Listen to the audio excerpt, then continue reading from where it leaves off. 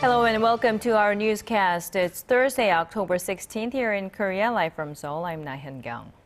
We start with Wednesday's rare inter-Korean meeting between senior military officials. The South Korean government says they discussed how to ease cross-border tensions, especially in the West Sea, but experts speculate that they went a bit deeper. Hwang Sung-hee has our top story. A familiar face was present at Wednesday's inter-Korean military talks. North Korea's chief delegate Kim Yong-chol is suspected by the South as having engineered the attack on the South Korean warship Cheonan 4 years ago. He also threatened Seoul on television last year ahead of joint military drills between South Korea and the United States. We will counter with our diverse, miniaturized nuclear weapons. With the press of a button, everything will turn into a sea of fire. Experts say North Korea may be seeking to discuss the sinking of the warship and the South Korean sanctions that followed at the upcoming high-level talks slated for late October or early November. Seoul has been adamant that the heavy economic sanctions will not be lifted until Pyongyang takes responsibility for its actions. North Korea could seek compromise by expressing regret for the incident in the West Sea in 2010 and promising efforts to prevent recurrences. The sanctions, which halted nearly all inter-Korean trade and prevented fresh South Korean investments in the North, have been a major obstacle in improving ties between the two Koreas. Others say North Korea proposed the military talks to get a grasp of South Korea's true intentions and to set the agenda for their planned high-level talks. Hwang Sung-hee, ARIRANG News. South Korea will be picking up the remainder of the bill for North Korea's participation in the Inter-Asian Games, which wrapped up earlier this month. Seoul's Unification Ministry says North Korea already paid $190,000 to partially cover the accommodations for its athletes in Incheon. The rest, which is around $520,000, will be paid by South Korea. A ministry official says this is the first time Pyongyang has paid anything related to its participation in past international events hosted by South Korea. A day before the Asia-Europe Summit meeting, President Park Geun-hye spoke at the Italy-Korea Business Forum in Milan on Wednesday. She called on Italian family-owned companies to share their experiences with Korea's small and mid-sized firms. ARIRANG's Cheonan, who's traveling with the president, files this report from Milan. Despite being two of the world's top 10 trading nations, Korea and Italy's trade volume stood at $8.5 billion last year. That makes Italy Korea's 29th trading partner and Korea Italy's 26th. Highlighting Seoul and Rome's 130 years of diplomatic relations and economic similarities, President Park, meeting with Korean and Italian business leaders in Milan, said there still remains great potential for the two sides to cooperate economically. In particular, she talked about Italy's family-owned businesses passed down from one generation to the next that make up more than 80% of the country's GDP. 이탈리아 기업인 여러분이 장수 기업을 키워온 경험과 노하우를 한국의 중소기업들과 적극 공유하셔서 한국에서도 수백 년 이상 가는 가업 승계 기업들이 많이 태어나기를 바랍니다. Touting Italy's strength in basic sciences and new energy, President Park said combined with Korea's manufacturing technology and IT, the two sides could co-produce innovative products at the center of a new growth engine. The president later met with Korean residents in Italy and acknowledged their achievements, especially in the cultural arts and fashion, would help better bridge the two sides. She also asked them to seek Italian support for Seoul's efforts to bring the two Koreas together and prepare for the costly process of unification. 통일을 이루기 위해서는 우리 내부의 준비도 필요하지만 국제사회의 지지를 얻어내는 것이 매우 중요합니다. On Thursday, President Park will make her debut at the ASEM with Eurasia Initiative high on her agenda. And she will largely focus on North Korean issues during talks with Chinese Premier Li Keqiang on the sidelines of the summit. Cheonan, ARIRANG News, Milan. Japan's wartime sexual enslavement issue needs to be dealt with right away. Now, those are the words from Korea's deputy ambassador to the UN at a public meeting, but Japan keeps on saying the issue was already solved a very long time ago. Our Kim Min-ji has the details. South Korea's deputy ambassador to the United Nations is calling on Japan to solve the sexual enslavement issue in a prompt manner. Speaking at the Third Committee of the UN General Assembly on Wednesday local time, Hwang Sung-hee said the unresolved issue was a key part of tackling sexual violence during conflict. He said Japan's continual denials undermine a landmark statement Tokyo issued in the early 1990s that acknowledged this fact and constitutes a direct challenge to the historical truth. Han added that considering the advanced age of the victims, this issue needs to be taken care of without delay. And moving in the opposite direction of Seoul's request that Tokyo acknowledge and show sincerity for its wartime atrocities, Japan has reiterated its previous stance, saying the legal issue of reparation was resolved long ago. In another move that's sure to stir up tension, Japan's ruling Liberal Democratic Party will establish a special committee that will deal with the sex slave issue. According to the Japanese daily Nihon Keizai Shimbun, the party will set up a committee this month aimed at restoring Japan's honor and will be in charge of dealing with related information to be relayed around the world.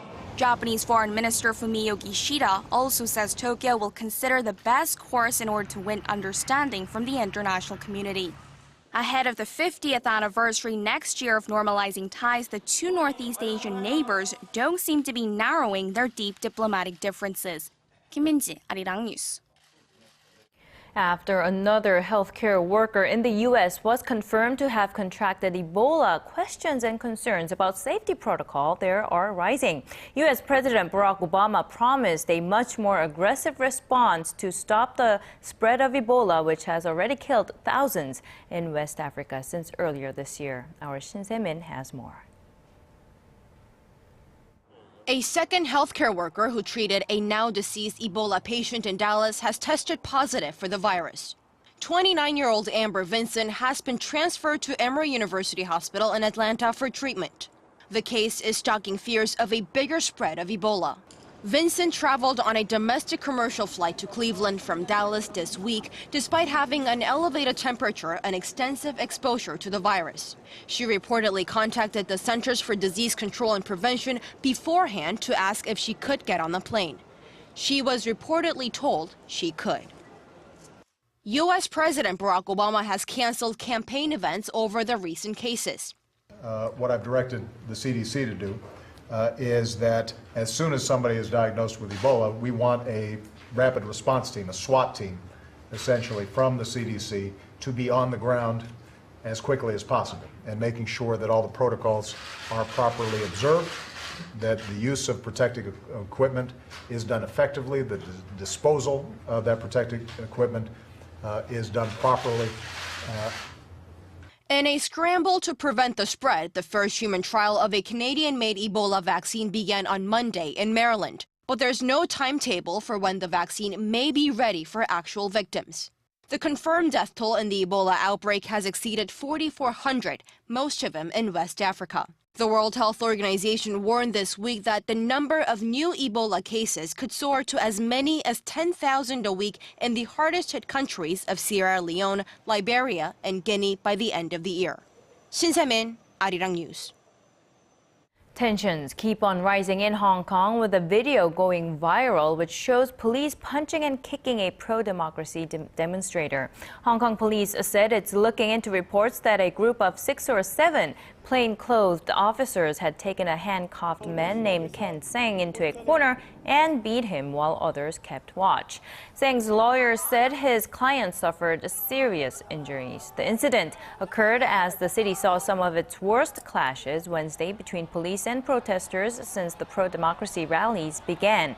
Hong Kong's security chief said the officers in question have been temporarily removed from their current duties.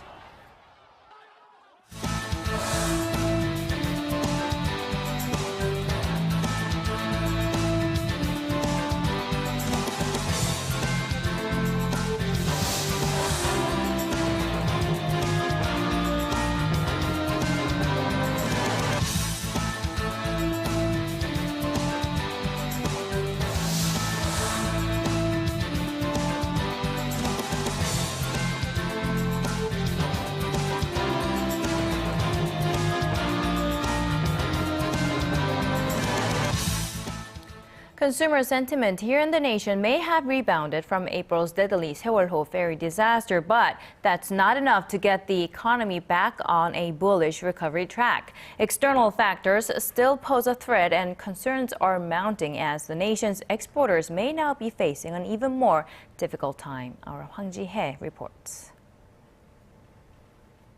Sluggish domestic consumption and investment in Korea have caused some headaches for the nation's economic policymakers, but concerns over the country's exports are about to turn them into full-blown migraines. Facing tepid growth in the Eurozone, the central bank projects slowing growth in exports, the country's traditional growth engine, down the road. It's a fact that the Eurozone economy is in a bad state because exports take up half of Korea's GDP. The global economy will, of course, have a massive impact on the domestic economy. And the situation at home is not much better. Korea's facility investment in August dropped over 10% from the previous month, while overall industrial output sank 0.6%. Retail sales rose around 3% on month, but that was mainly due to a seasonal factor, as the country's biggest holiday Chuseok fell earlier in the year compared to last year. In the face of such gloomy data, the central bank has announced a new growth outlook, cutting it to the mid-3% level. It also lowered its key interest rate to 2%, marking a drop to the record low set at the height of the global financial crisis in 2009. With the record low key rate in place and aggressive stimulus measures going full steam ahead, all eyes are on whether the measures will be enough to give the economy a much-needed boost. Hwang Sung-hee, ARIRANG News. Korea's largest internet domain management firm called Whois Corporation came under a massive distributed denial of service or DDoS attack on Wednesday. The company says that some of the internet sites it manages lost connection with their servers or suffered some instability from around 9 p.m. Wednesday evening Korea time. Whois manages 36% of domains registered in the nation, including those that belong to conglomerates like Samsung, LG, Hyundai, and SK. Police are identifying the origin of the attack, but the Korea Internet and Security Agency says there was no significant damage to report. The Korea Exchange says as of July, the number of stock transactions made through smartphones and tablet PCs accounted for nearly 44% of all local stock trades and more than a quarter of the total value of stocks traded. Now, but with this rise comes more frequent technical errors as well. In the first half of last year, the portion of errors made in mobile devices stood at 15%, but in the first half of this year, that figure more than doubled to 36%.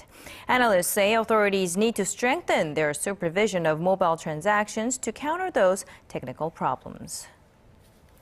Kia Motors says Pope Francis' decision to use Kia's compact car Seoul as the Popemobile back in August when he came to Korea triggered a sudden rush of interest in that model. Kia says sales in Europe topped 1,600 in September. That's up almost 120% from the previous month. And in Italy, sales of the Seoul jumped 150% last month. And since being rolled out 6 years ago, global sales of Kia's Seoul are expected to surpass 1 million this month. Bringing you the fresh updates from stories breaking in Korea and abroad. We give you a bigger and better picture of the world. Join Laah Hyun-kyung live from Seoul. Every weekday, only on ARIRANG.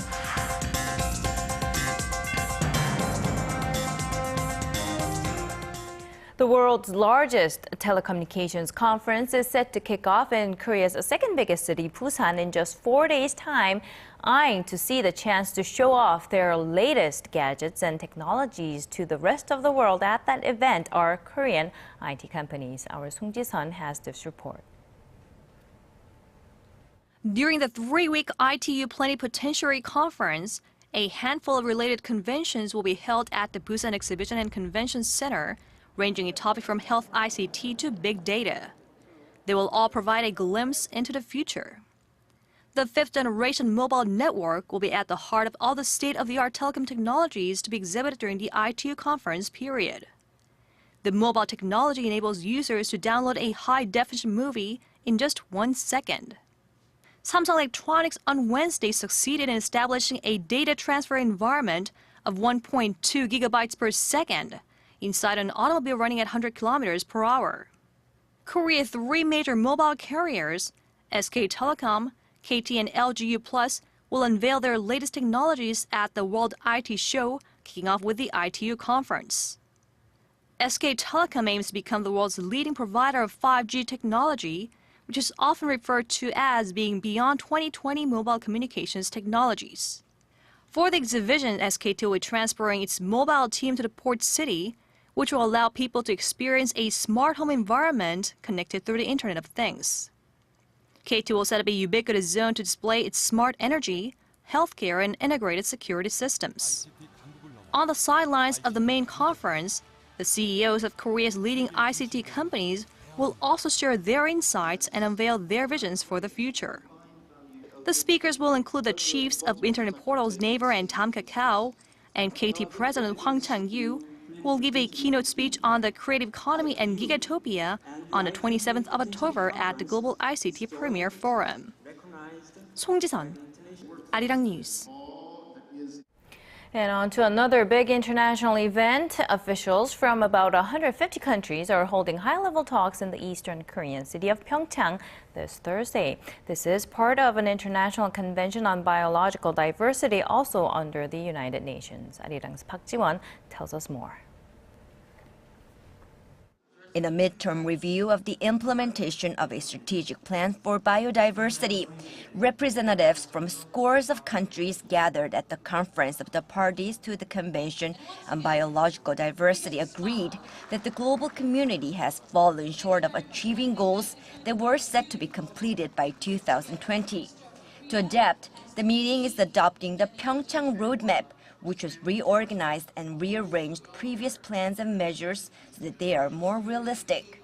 I think the outcome of the conference will be good, but we need people to live up to all the commitments. One of the problems is a lack of financial sources. Currently, less than 20% of necessary financial resources for maintaining biodiversity have been pledged. Korean Prime Minister Chung Hong-won, in his keynote speech, vowed to double the amount of Korea's official development assistance in the area of biodiversity by 2015. He also said Korea would take on a bigger role in bridging the divide between developed and developing countries. The two-day high-level meeting will end on Thursday evening with the adoption of the Gangwon Declaration, which will summarize initiatives and suggestions made during the nearly 3-week conference to protect some 1.5 million species on Earth. Park Ji-won, ARIRANG News. The 2014 Asian Para Games will begin this weekend in Korea's western port city of Incheon. Our Kim Yong-chol introduces us to a special group of athletes and their partners, giving them a guiding hand. Choi Moon-jung has 11 years of experience in wheelchair dance, and she has 2 male partners who help her complete her moves. I've been run over by her wheelchair so many times, it hurts. She sits down on the wheelchair and moves to the rhythm. Men usually do the leading, but my partner leads better than me. She has to practice with her 2 dance partners all the time, but she refuses to be drawn on who she feels more comfortable with. If I dance with Park Jun-young, I feel as though my dress has wings. If I dance with Choi Jong-chol, we fight a lot, but he's very understanding. Tandem cycling also requires a riding partner. It's vitally important that the visually impaired cyclist pedals in sync with his or her partner. The partner who sits in the front saddle is responsible for pointing the bike in the right direction. I tell him to step on the pedals faster to keep him on his toes. I get worn out fast. Kim Jong-gyu, who is totally blind, has been riding with his partner for 3 years and is looking to win 4 gold medals from 2 track and 2 road events. The Incheon Asian Para Games kick off on Saturday. Physically challenged athletes from 41 countries will compete in a total of 23 sports events. Kim Yong-chol, ARIRANG News.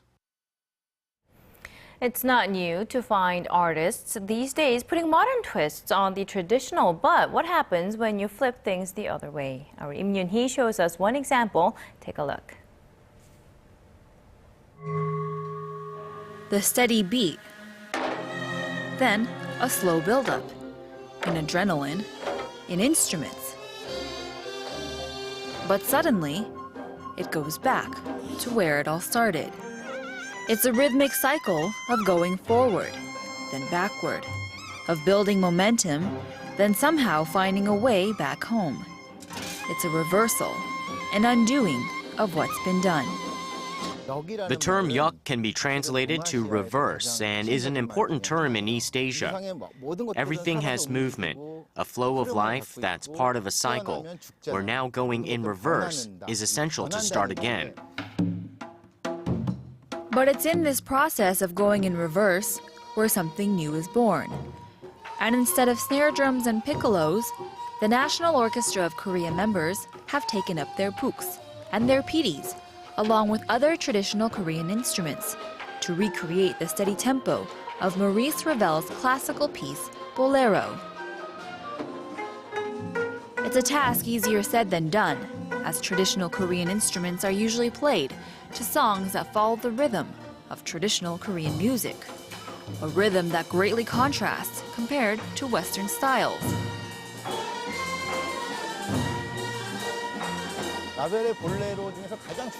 Rhythm is very important in Bolero.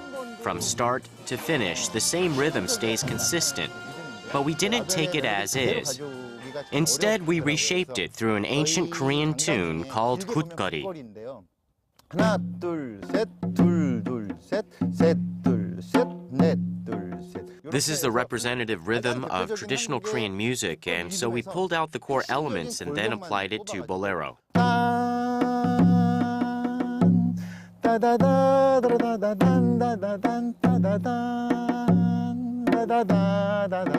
이런 식으로 타는 거죠. 그래서 People can leave behind the old Bolero rhythm they once knew and take with them this new Bolero rhythm we've created. Through reverse, a new sound is created. But yuk can also mean change, and that's just what these musicians intend to do, whether it be with the rhythm or even with their instruments. It's a term that holds importance in Korean culture, an idea that with the end of one cycle is the start of another, a chance for a new beginning. Im Yoon-hee, ARIRANG News.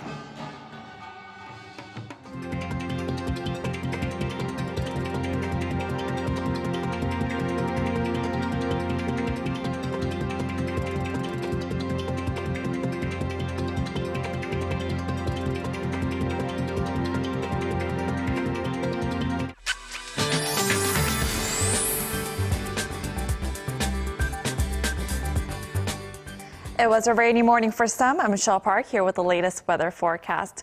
All of the rain has stopped right now, and as you can see, we have cloudy skies here and there, but that won't affect us from getting a good amount of sunshine. And there are also chances of yellow dust in the west coastal region today. And however, due to this morning's rain, we still have cool air in the atmosphere, and it looks like the temperature won't be rising as high as yesterday due to the strong winds. Now make sure you layer up even more because this chilly weather is expected to last until tomorrow, along with some huge temperature drops into the evenings. Now going over to our temperature readings for today, Seoul will peak at 19 this afternoon. Meanwhile, the southern cities such as Gwangju and Busan will be even sunnier at 20 and 23 degrees.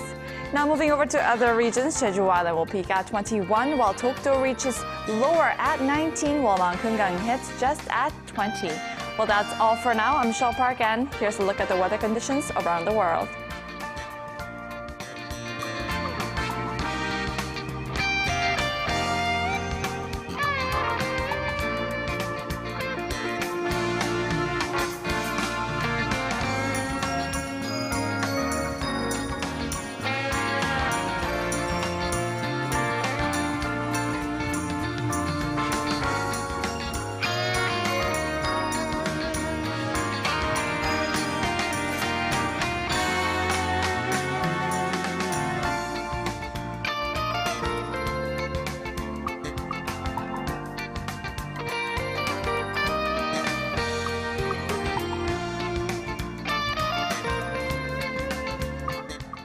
And that brings us to the end of our newscast. Thank you for watching. We'll be back with more updates in about 90 minutes time at 6 p.m. Korea time.